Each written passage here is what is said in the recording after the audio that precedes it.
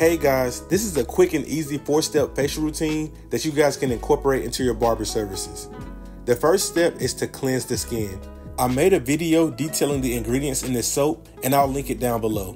But you just want to massage that soap into the beard and also onto the face. Make sure you get into the nooks and crannies of the face as well.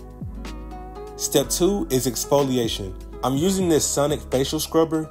This is my go-to product. I have one of these that I use personally as well, but it really helps to give you that deep clean and it removes the grime and dirt from your pores.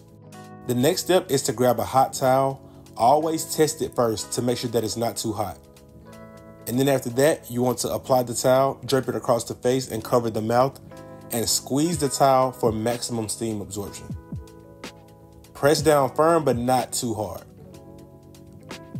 Next, you want to remove the residue.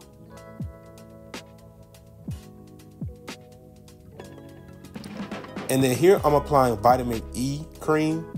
This is my go-to lotion. It's very light and it's very moisturizing as well. And then after this, I'm going to add this aloe mask. And you want to leave this on for a minimum of 5 minutes. The steam will help the aloe absorb even more into the skin. After that, just massage everything in.